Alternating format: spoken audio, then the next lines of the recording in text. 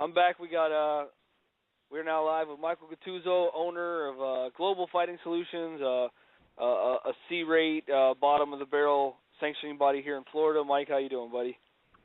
Doing good, Matt.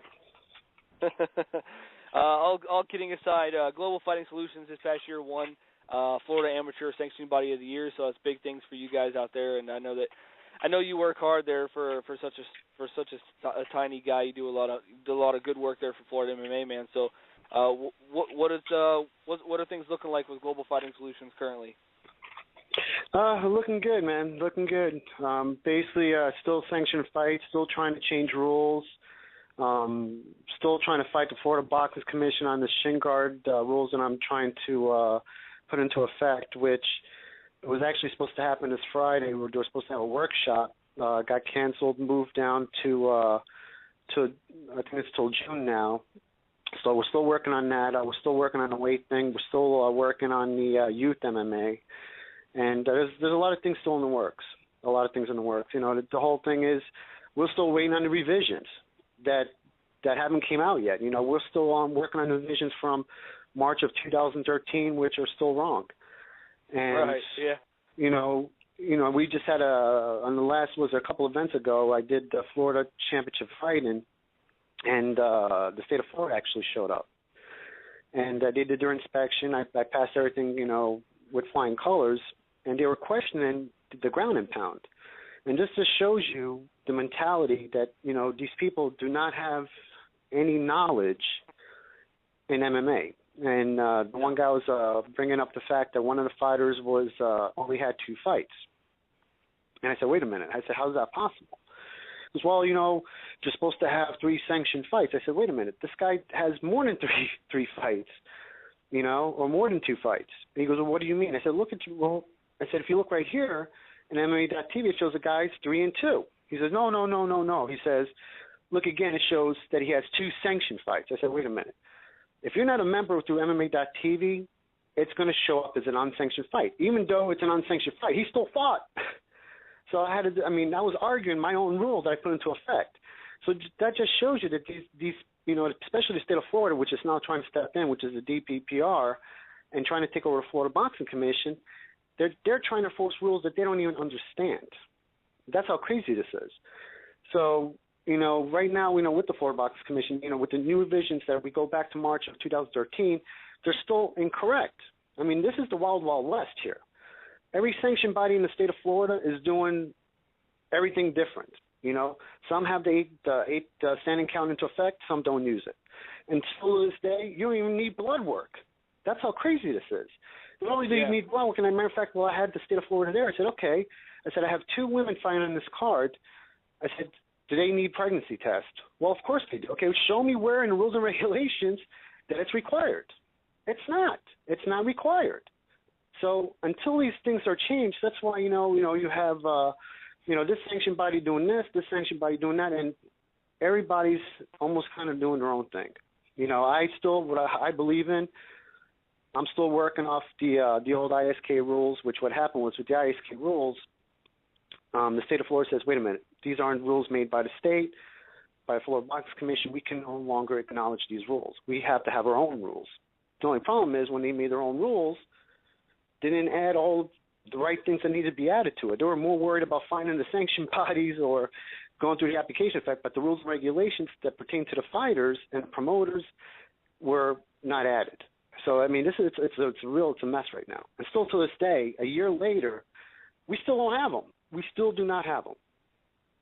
You know? Yeah, so, I mean, I couldn't agree more, man. There's been changes, there's been revisions to the rules and things that have been updated. But you're right, not everybody's on the same page with them. You've got different sanctioning bodies operating off of different things, going by different things. Some people are saying, oh, okay, well, a year for blood work is good, 6 months for blood work is good. We don't know.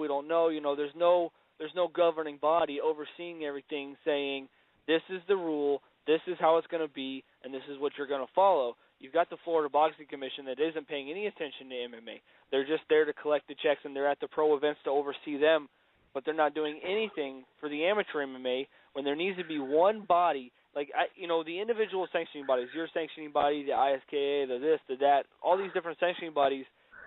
I think that's a good thing, so that there's variety. But I think everybody needs to be on the same page with the same set of rules with no variations, following the same rules, enforcing the same rules, so that you don't have incidents at one event where somebody's saying, well, so-and-so went this way, and then at the next event they're like, well, this person does it this way, so why aren't you doing it that way? And it just creates this headache among fighters, among coaches, amongst the sanctioning bodies such as yourself, when you've got different sanctioning bodies operating off of different sets of rules, because nobody can sit down in a room together and say, okay, here's one set of rules we are all going to follow and uphold to help take Florida MMA to the next level. Well, and you're exactly right. The problem is this: the Florida Boxing Commission is the governing body over the sanctioned bodies. But what the problems come to is that, okay, just, not to say that Frank Gentile isn't doing a good job. He's got the experience. He was the most, at least we thought he was the best experienced person for the job. Okay, we look back now. Guess what? Tom Malloy, he's my hero. I mean, what he did for amateur MMA to bring amateur MMA to Florida and everything else that he did, he wasn't a bad guy after all. Now we can say, hey man, you know what? Is Frank Gentile really doing a great job? Guess what? Where's my new rules and regulations? Where are they? Yeah. Yeah. And this is another thing that's getting ready to take effect. And as a matter of fact, they're trying to pass out a House bill, okay, that the state of Florida is trying to take over the sanctioning for amateur fights. Now, if that happens, guess what's going to happen? We're not going to have any say of changing any rules. It's going to be all up to them. Right now, the sanction bodies can come in and say, okay, we'd like to change this rule, or, let's remove the shin guards, or let's do this, let's do this. If the state of Florida takes over and they become the governing body for all the amateur fights, that's it, man. They're going to do whatever they want. If they say, you know what, we decide we don't want ground and pound, that's what it is. And what's creating this problem is that every commission that's on that board is not voted onto the board. They're appointed to the board. That's what's making this even a harder problem, because they pick and choose who they want to be on that commission. Now, the commission's made up mostly boxers. Now, Cynthia Heffron, guess what? She was appointed that position. It wasn't that she was voted in that position. She was appointed that position. So they choose and pick. And it's creating a big problem. It's creating a big problem. We don't have the right people in place that need to be there. And this is the results of it. This is the exact results of it. Yeah. I couldn't agree more, man. Now, so now, what in your terms, in your opinion, because we've got something taking place here where we've got, promoters getting together and trying to work together, which I think is beautiful. I think it's an amazing thing that we've got some promoters that want to work together, because they're taking a look at that and they're saying, hey, we know that things are going down the wrong way. These rules aren't being upheld by everybody. So the promoters are trying to get together to help kind of eliminate some of that, kind of wash some of that out, to help purify the sport a little bit more. What's your take on something like that taking place? Because in my opinion, I don't know that something like that happens in most places. You don't see a lot of promoters that get together and want to work together and help each other out, because everybody's just trying to make their own buck. But right now in Florida, we've got a large group of the promoters getting together saying, hey, we want to work with each other. We want to help make this sport better together, not fighting each other. Well, that's the reason why I created Florida Amateur MMA Group on Facebook. That was the reason behind it. I brought all these people together because we needed to network. We need to know the who of MMA. And, matter of fact, I'm going to bring this up because, now you touched on it and I'm going to have to roll with it. Joe Valdez, actually before Joe Valdez, Carla from Fight Time Promotions about a year ago or so had brought up of having some kind of a meeting, at a convention center, bring all the promoters together. Let's organize. Let's start to get together. But it never happened. Everybody seems to be so hard up on themselves that, they're better than somebody else and this and that. Well, Joe Valdez, obviously, he's moving forward. Chris Big Boy's helping him out that, try to organize this. Brought quite a few promoters together up in Tampa, which was a smart thing. Guess what? Now they can organize the dates. They can organize the fighters. They can organize some rules among themselves, And that's creating that. What that's doing? That's creating organization. And there's nothing better than that. But the only problem behind that was you left some people behind. You know what I mean?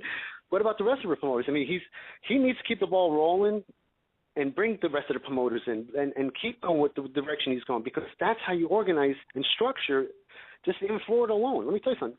In Florida, we have some of the top training schools and some of the top fighters in the United States. We have some of the best promoters. I mean, RFC, let me tell you, they've been doing a great job. They're constantly putting on good shows, great fights. XFC, great shows, great fights. CFA, great show, great fights, and Fight Time Promotions, keep doing great show, great fights. And it's all about getting these fighters, getting them some exposure, getting them the experience they need, get them to the next level. Okay, whether they're paying $300 for these fights or whether they're paying them by tickets. What these fighters need to understand is once they become pro, yeah, you know what, there's a little bit of money there, but they have to understand they have to pull their own fan base. Fight Time Promotions, it's almost they're giving them some lessons. They're pulling fighters that are making a debut from amateur to pro, which is a great thing. People say, hey, well, I got to sell tickets to fight. I can't believe they're doing this. But you know what? That's a lesson that they're learning, because if you can't sell tickets, you ain't worth nothing. You're dead in the water. You might be a great fighter, but if you can't sell, now if you're undefeated and you're an exceptional fighter, people want to know if you're the real deal or not. Yeah, guess what? You're going to get somewhere. But if you're an okay fighter, you have a decent record, it's all about that fan base. And even if you're a great fighter, you still got to have a fan base. What's going to sell you is you have to have – you got to sell seats, man. You have to have that image, and a lot of these fighters tell me all the time, build a website, create a blog. Every time you train, post it, whether it's on Facebook, on blog, on website, social media, interviews with you, whatever it is. Get yourself out there. Let people recognize you, And once you start recognizing, just like that fight that happened a few months ago in Fort Lauderdale, UFC came. There was no big names on that card. There wasn't any Florida fighters on that card. And guess what? Hardly anybody went. This last show they did in Orlando, they had 4 Florida fighters on that card. Jim Elders, great fighter, man. Now I'm a great fan of his, which he's going to be on the show afterwards. But, pulled 17,000 people to that event. Why? Because, number one, they had some good fighters in that card. It was a very well match-made card. Plus, you had some, Florida fighters, and it drew a crowd. That's what it's about, man. You got to create that image. The WWE, whatever about, the whole wrestling thing's fake, but it's the image, it's the storyline behind it that people want to see. What's going to happen next? Who is this, superstar coming superstar? If they don't recognize that face, I'm not going to go to a pro fight and pay $100 to watch a fight when I can go to an amateur show, which is just as good, and pay $25 for it. But if I recognize the fighter, if I see somebody that's well known, that's why some of the UFC is starting to pull some of the old fighters back, because people want to see faces that they recognize. That's all. It's entertainment. This business, even though it's a sport, it's entertainment. So now, listen, I got a couple of minutes before I got to wrap you up. So I want to talk a little bit about the Goddess Award Championships coming up on June 14th. Tell us what we can expect to see that night out here in Florida for an all-women's amateur event. I'm going to tell you, it's a little funny story behind it. One of my friends, I've been friends with for a long time, we got a little fight and we quit talking to each other. And she's actually from Greece. And I befriended her from Facebook, so I decided I wanted to really tick her off. But not only that, the networks were looking for something new, something different. And women's MMA seems where all the networks are looking at. So my idea was to really kind of piss her off a little bit. So I decided I'm going to start the Goddess of War. I posted on Facebook not thinking, oh, man, you know what, I'm not friends with her anymore. Well, out of it, we came out with this great promotion, Goddess of War. And I said, you know what, this is what the networks are looking for. It's going to be televised. We're going to have it at All Sports Arena in Newport Richey.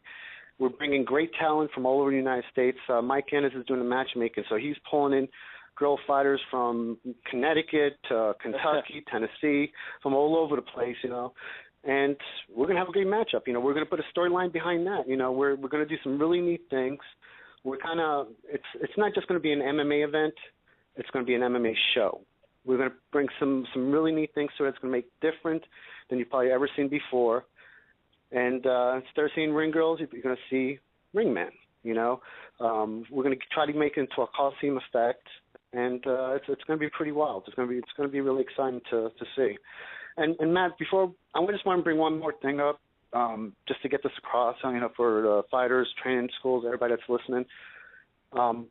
This weight thing, okay? Every time we do these weigh-ins, fighters, hopefully if you're on here and you're paying attention, please pay close attention. make weight.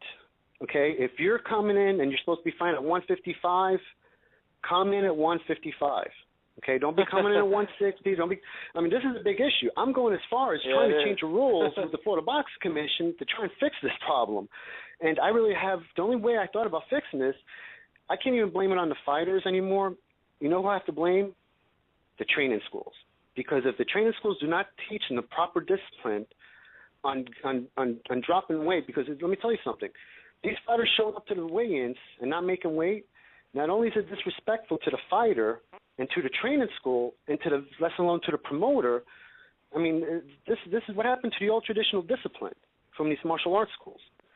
They need to start making weight. So I can't blame the fighters anymore. I'm going to start blaming the training schools because they need to make sure that these fighters are making weight. This is a big problem that we're having all the way across the state. It needs to stop, and hopefully these training schools are listening. Man, please stay on top of your fighters. If they can't drop 20 pounds, maybe drop 10 pounds. Do what it's in their limit. I mean, so I just wanted to get that out there because it's an issue that we need to fix big time, man. Yeah.